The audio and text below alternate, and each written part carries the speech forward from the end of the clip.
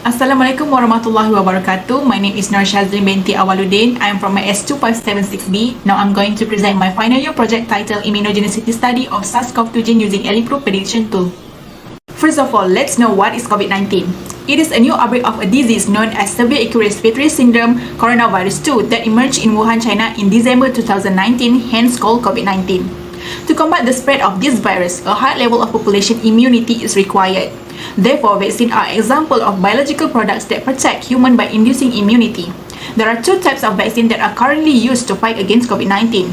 First, traditional vaccines that are made of attenuated. The manufacture of this vaccine is time-consuming as well as expensive. Second are mRNA vaccines that can activate the immune system to produce not just antibodies but also immune cells that fight the virus twice. However, mRNA vaccines have low stability and may lack immunogenicity.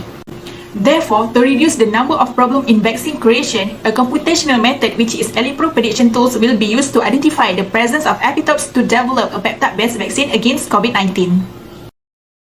Next, we move on to the problem statement. Based on research studies, traditional vaccines are time-consuming and it will take at least a decade to develop, test and also manufacture. Their production is also expensive and not safe, which will easily be contaminated by viruses or bacteria during the manufacturing process. As compared to computational methods, the production is much faster, less cost and safe to be used. Advances in bioinformatics have made vaccine design easier in recent years. It can help speed up the process, and because the production procedure takes less time, the final vaccine will almost definitely reduce diseases in the community more quickly. Due to there is no possibility of infectious organism being present, this method will make the vaccine safer not just in its formulation but also in the manufacturing process. This method will be valuable to the community in the future. Next, the objective in this study are to predict the B-cell epitope of SARS-CoV-2 spike glycoprotein using ELIPRO prediction tools. Second, to determine the most conserved epitope of SARS-CoV-2 spike glycoprotein using the epitope conservancy analysis tools. Third, to search for homologous sequences of B-cell epitope of SARS-CoV-2 using blast search program. Now let's look at the genomic characterization of SARS-CoV-2. According to the microscopic imaging, SARS-CoV-2 exhibits crown-like surface projection indicating that it belongs to the coronavirus family. The spike glycoprotein of SARS-CoV-2 has been a key focus of vaccine research due to its surface exposure and significant infectivity in SARS-CoV-2 infections.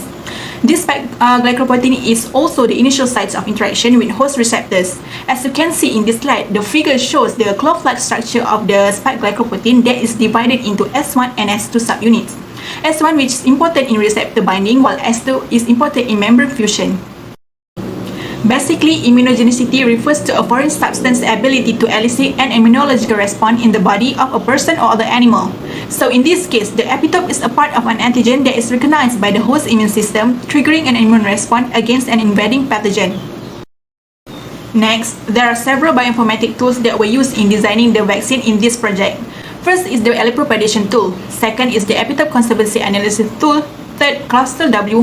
Fourth, WebLogo 3.0, and lastly, blast search program.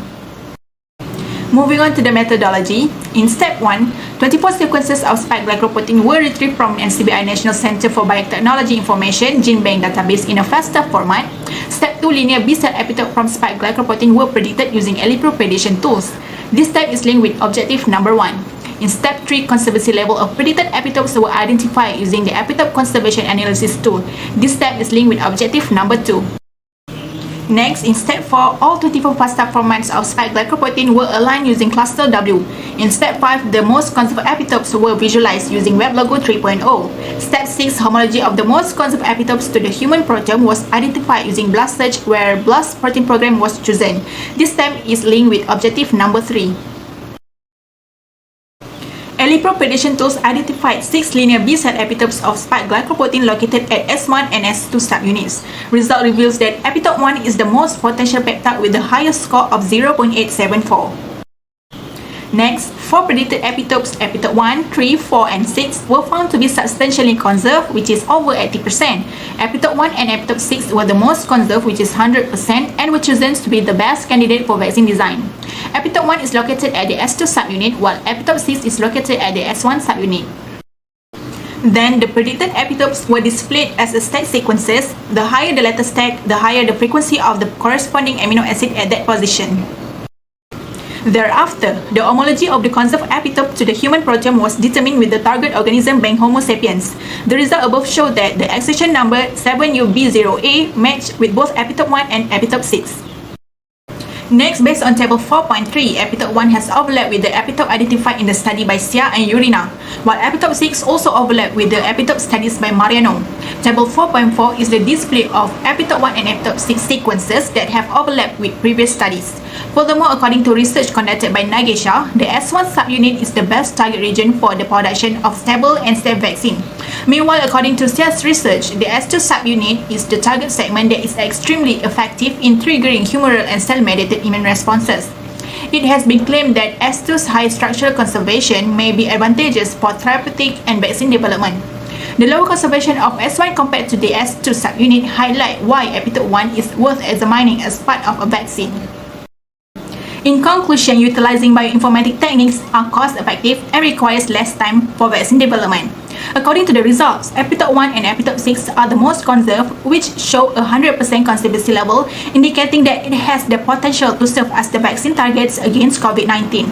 For future recommendation, the presence of T-cell epitopes, conformational B-cell epitopes, and the antigenicity of predicted peptide are the other aspect that needs to be explored in a more comprehensive manner. However, due to the fact that epitope peptides have low immunogenicity, they may be more effective when combined with adjuvants, which have the ability to boost immunogenicity. Therefore, further study of new adjuvant is particularly relevant for peptide-based vaccine. That's all from me. Thank you.